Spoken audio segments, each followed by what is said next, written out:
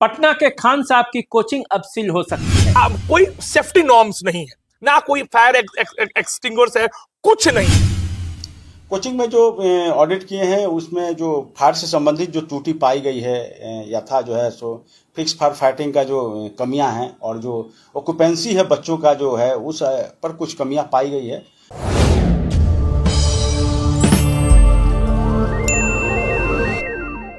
पटना के खान साहब की कोचिंग अब सील हो सकती है। प्रशासन बजाब्ते इसके लिए पूरी तैयारी कर रहा है। आप जानते हैं, पटना में कोचिंग विवाद आजकल सुर्खियों पर है और जिस तरह से खान सर और ज्ञान बिंदु के जो डायरेक्टर हैं रोशन सर, उनके बीच जो विवाद चल रहा है और जिस तरह से लड़ाई ये पूरी तरह से सरकार के लिए प्रतिष्ठा का प्रश्न बन गया है, अब उस पर प्रशासन सख्त एक्शन लेते हुए नजर आ रही है। पटना का ये कोचिंग इंस्टीट्यूट अब सील हो सकता है।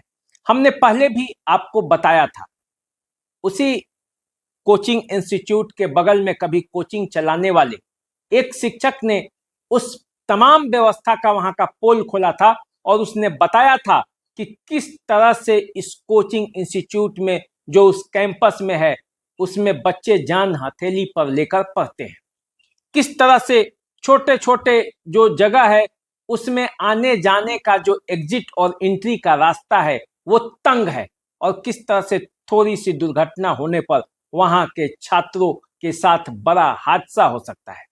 अब इसी हादसे की जांच अग्निशमन विभाग की टीम भी कर रही है, प्रशासन भी कर रही है और वो देख रही है कि क्या वास्तव में ये जो कोचिंग इंस्टीट्यूट है वो अन्य मापदंडों पर खरा उतर रही है कि नहीं।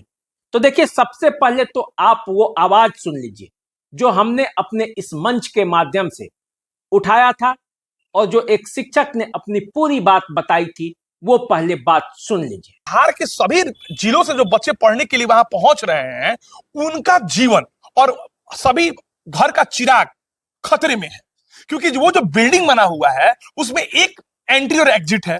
4-4 तल्ले पे क्लास चलता है, हजार हजार बच्चे बैठ के क्लास में पढ़ते हैं। आप खुद सोचिए कि 4 तल्ले पे 3 तल्ले पे जब हजार बच्चे जब बैठ के पढ़ेंगे और किसी तरह का, भगवान ना करे किस तरह का हो, क्योंकि अगर किसी भी तरह का खुदा ना खास्ता अगर कुछ अनहोनी होता है तो पूरे बिहार नहीं, पूरे भारत की सबसे बड़ी आपदा वो बनेगी।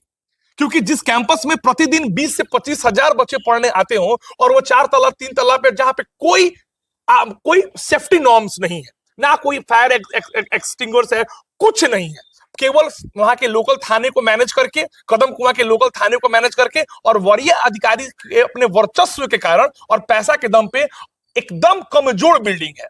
अगर मैं चाहूंगा कि आपके माध्यम से कोई भी प्रेस बंधु वहां पर जाए, मैं डीएम साहब से, सम्राट चौधरी से निवेदन करूंगा कि सर, अगर आप चाहते हैं कि बिहार में किसी तरह की बहुत बड़ी आपदा ना हो तो जाके देखिए कि जो बिल्डिंग में जहां बच्चे पढ़ते हैं उस बिल्डिंग की गुणवत्ता क्या है, जो सुरक्षा मानकों का वहां पर ध्यान दिया जा रहा है कि नहीं दिया जा रहा है। चाहे वो ज्ञान बिंदु का कोचिंग हो, चाहे वो खान सर का कोचिंग हो और चाहे अन्य कोचिंग हो, अगर वो 4 तल्ले 3 तल्ले 2 तल्ले पे कहीं भी कोचिंग चल रहा है तो आप मान के चलिए कि जो अभी मालवीय नगर में घटना हुआ कि जहां पे लोग 4 तल्ले 6 तल्ले से कूद कूद के 21 विदेशी नागरिक मारे गए, और अभी मुजफ्फरपुर में जो अग्निकांड हो रहा है, इस तरह का कभी भी कांड आपको किसान कोल्ड स्टोरेज में भी देखने को मिल सकता है। और तब मरेगा कौन? एक गरीब परिवार का बिहार का बच्चा मरेगा, बिहार का बच्चा मरेगा जो पढ़ने जाता है, जो इस सपने को लेकर जाता है कि 300 500 हजार जो कहा जाता है कि उसमें पढ़ाई होता है। और देखिए, आपने तो पूरी बात सुन ली। आखिर खान स्टडीज सेंटर और ज्ञान बिंदु जो कोचिंग इंस्टीट्यूट है उसके बच्चे किस तरह से वहां पे पढ़ते हैं, ये बात वहीं पर कोचिंग चलाने वाले एक शिक्षक ने बताया जो किसी जमाने में इस जगह पे कोचिंग चलाता था। खान सर के वजह से उसे वहां से हटना पड़ा। उसने पूरी बात बताई। लेकिन अब जरा प्रशासन की भी बात सुन लीजिए कि इस लड़ाई के बाद प्रशासन ने क्या कदम उठाया है, अब वो क्या करने जा रही है, और यदि वहां पे थोड़ी सी भी अनियमितता पाई गई नियमों में तो किस तरह से खान कोचिंग इंस्टीट्यूट सील किया जा सकता है।